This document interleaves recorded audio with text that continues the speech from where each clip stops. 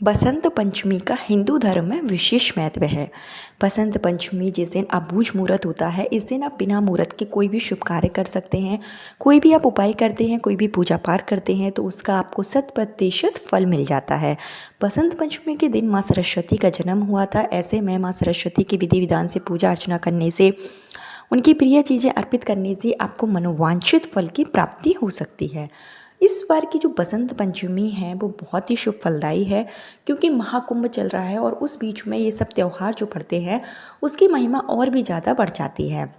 ऐसे में जो भी निसंतान दंपत्ति हैं, जिनकी संतान प्राप्ति में काफ़ी परेशानी आ रही है, पुत्र प्राप्ति के योग नहीं बन पा रहे हैं, जिनके घर में पहले से संतान के रूप में कन्या जन्म ले चुकी है और चाहते हैं कि उन्हें एक पुत्र की प्राप्ति हो, तो ऐसे में आप बसंत पंचमी के दिन इस वीडियो में बताया गया यह सरल सा उपाय जरूर करें। आपकी मनोकामना निश्चित रूप से पूरी होगी।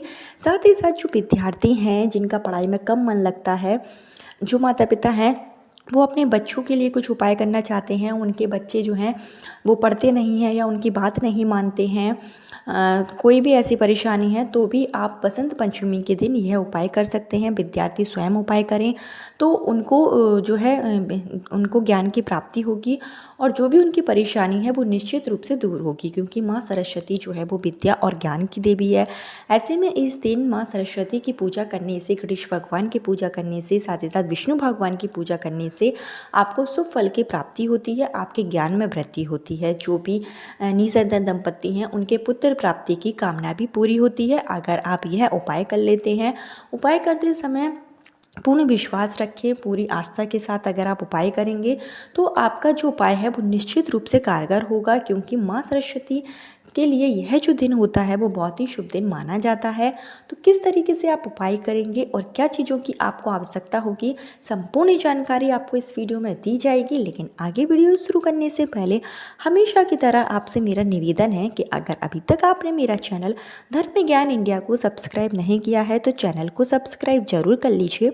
वीडियो पसंद आए तो लाइक कीजिए और कमेंट बॉक्स में माँ सरस्वती जरूर लिखें। साथ ही साथ जो भी आप इस वीडियो को ज़्यादा से ज़्यादा शेयर जरूर करें और बेल आइकन जरूर प्रेस कर लें, जिससे कि मेरे आने वाले वीडियो का नोटिफिकेशन सबसे पहले आप तक पहुँचे। हेलो दोस्तों, आपको बता दें कि इस बार की जो बसंत पंचमी है वो 2 फरवरी को है। काफ़ी लोगों में बसंत पंचमी को लेकर मतभेद है, तो आपको जो सही डेट है उसके अनुसार ही उपाय करना है। बसंत पंचमी की जो शुरुआत है वो 2 फरवरी को सुबह 9:14 पर हो जाएगी और साथ ही साथ इस तिथि का जो समापन होगा वो 3 फरवरी को सुबह 3:52 पर होगा। उदय तिथि के अनुसार बसंत पंचमी का जो त्यौहार है वो 2 फरवरी को मनाया जाएगा। जो आपको उपाय करना है, जो भी आपको दान पुण्य करना है, वो आप 2 फरवरी के दिन ही करेंगे। तो जो भी निसंतान दंपत्ति हैं, जो भी विद्यार्थी हैं, छोटे बच्चे हैं, जिनको बोलने में भी कुछ परेशानी हो रही है, जो तुतलाते हैं, ठीक से नहीं बोल पा रहे हैं, तो वो भी इस दिन उपाय जरूर करें। आपको क्या करना है कि इस दिन आप सुबह जल्दी उठें, ब्रह्म मुहूर्त में उठना है और आपको स्नान आदि जो है जल्दी ही कर लेना है। स्नान करते समय आप स्नान के पानी में थोड़ा सा गंगा जल डाल लें और थोड़ी सी हल्दी डालकर आपको स्नान करना है, क्योंकि इस दिन पीले कलर का बड़ा ही महत्व माना जाता है। तो हल्दी डालकर आप स्नान करें। उसके बाद में आपको पीले या तो सफ़ेद कलर के कपड़े पहनना है, क्योंकि पीला कलर पहनने से माँ सरस्वती की कृपा आप पर होगी। और इसके बाद ही आपको सबसे पहला कार्य करना है गणेश भगवान की पूजा करने का। गणेश भगवान की सर्वप्रथम इस दिन आप पूजा करें। गणेश भगवान के सामने आप धूप दीप नैवेद्य आदि चढ़ाएं। उसके बाद में आपको अपने घर पर ही रहकर माँ सरस्वती का विधि विधान से पूजन अर्चन करना है। आपके पास माँ सरस्वती की अगर फोटो है, तस्वीर है, तो उसके समक्ष आप उपाय करेंगे। नहीं है तो उसको आप ले लीजिए। माँ सरस्वती की तस्वीर जो है इस दिन काफ़ी दुकानों पर आसानी से मिल जाएगी। तो आपको सबसे पहला कार्य माँ सरस्वती की जो फ़ोटो है वो लेकर आना है और उसके समक्ष आपको उपाय करना है। जो विद्यार्थी हैं वो अपने कक्ष में, मतलब जहाँ वो पढ़ाई करते हैं वहाँ पर इस उपाय को कर सकते हैं। जो निसंतान दंपत्ति हैं, पुत्र प्राप्ति के लिए उपाय कर रहे हैं, वो अपने घर के पूजा स्थल में ही पूर्व दिशा की ओर मुख कर उपाय कर सकते हैं। इसके लिए एक चौकी लगाएं और उस पर एक पीले कलर का कपड़ा बिछाकर माँ सरस्वती को विराजित करें और आप माँ सरस्वती के सामने एक घी का दीपक प्रज्वलित करें। उस दीपक में आपको थोड़ी सी हल्दी ज़रूर डाल देना है। दीपक आप लंबी बाती का ही प्रज्वलित करेंगे और इसके साथ ही माँ सरस्वती को आप पीले कलर के जो फूल हैं वो अर्पित करें।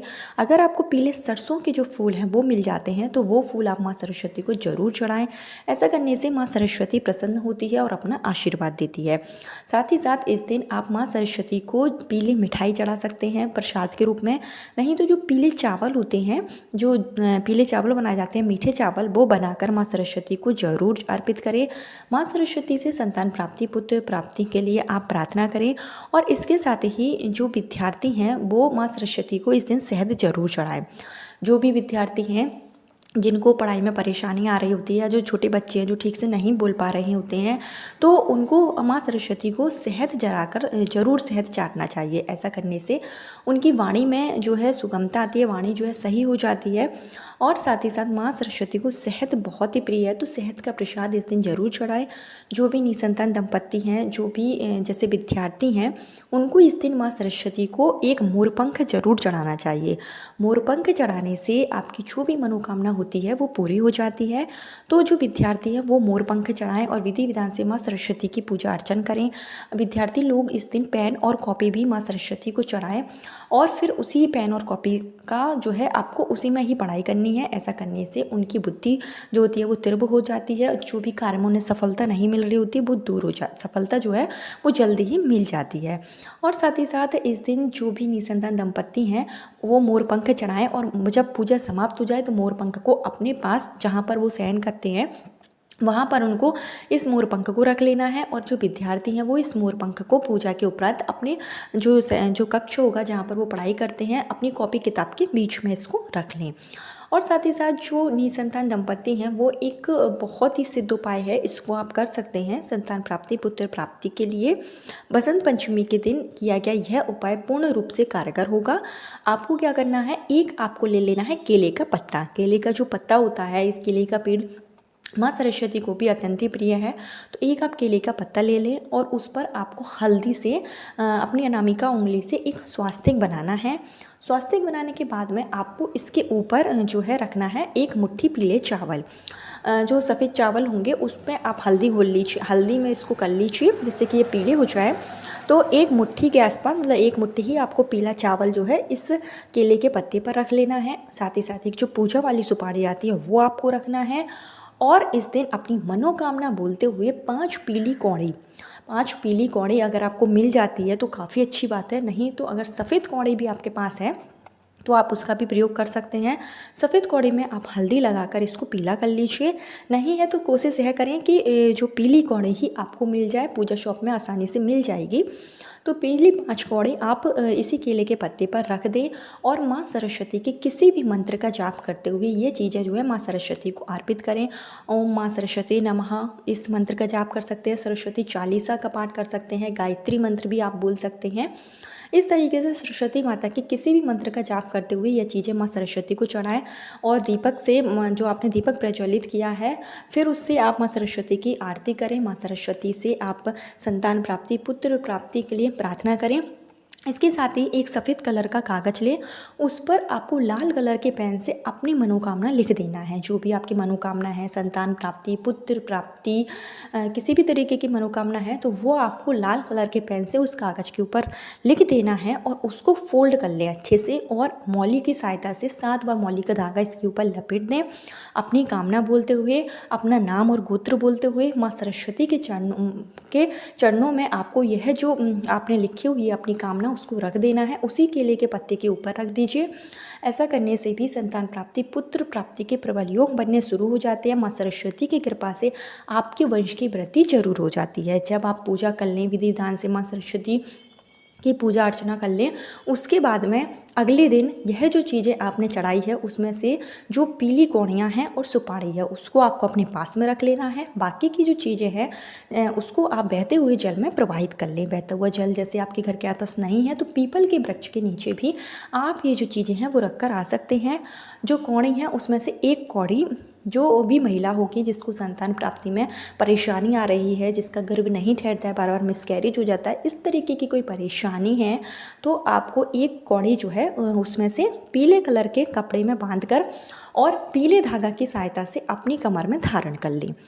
जब आप कमर में धारण करेंगे तो उस समय माँ सरस्वती का स्मरण करेंगे, ब्रह्मा जी का वो विष्णु भगवान का आपको स्मरण करना है, गणेश भगवान का स्मरण करते हुए यह पीली कौड़ी आप अपनी कमर में धारण कर लें।